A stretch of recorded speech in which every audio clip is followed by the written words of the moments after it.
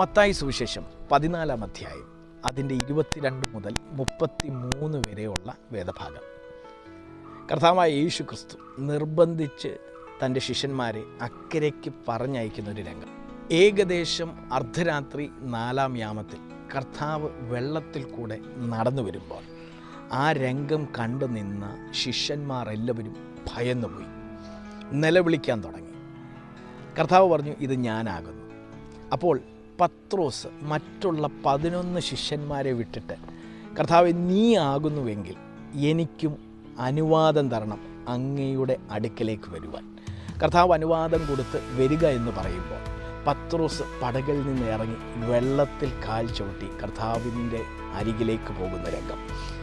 ആ സമയം പെട്ടെന്നൊരു കാറ്റടിക്കുന്നു. ആ കാറ്റ് കണ്ട് ഭയന്ന പത്രോസ് താൻ വെള്ളത്തിൽ മുങ്ങിപ്പോകുന്ന ഒരു രംഗവും, അതുവരെ തന്നെ ഭരിച്ചു നിന്നിരുന്ന സന്തോഷവും ആത്മവിശ്വാസവും എല്ലാം തകർന്നു മാറി.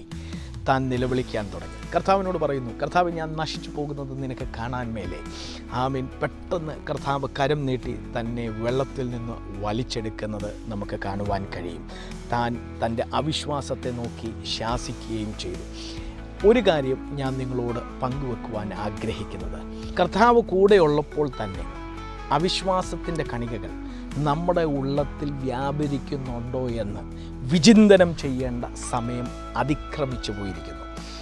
ഇന്ന് ഈ സന്ദേശം നിങ്ങൾ ശ്രവിച്ചു കൊണ്ടിരിക്കുമ്പോൾ കർത്താവ് കൂടെ ഉണ്ടായിട്ടും ചില കാറ്റുകൾ നിങ്ങളുടെ ജീവിതത്തിനകത്ത് ആഞ്ഞടിച്ചതുകൊണ്ടും ചില പ്രതിസന്ധികൾ നിങ്ങളുടെ ജീവിതത്തിന് അകത്ത് ഒന്നിനു പുറകെ ഒന്നായിട്ട് കയറി വന്നത് നിമിത്തമായും നിങ്ങൾ ഭാരപ്പെട്ട് തളർന്ന് വ്യാകുലപ്പെട്ട് വലഞ്ഞിരിക്കുന്ന വ്യക്തിയാണെങ്കിൽ നിങ്ങളോടാണ് ഇന്ന് പരിശുദ്ധാത്മാവ് ഈ സന്ദേശം വിളിച്ചു പറയുന്നത്.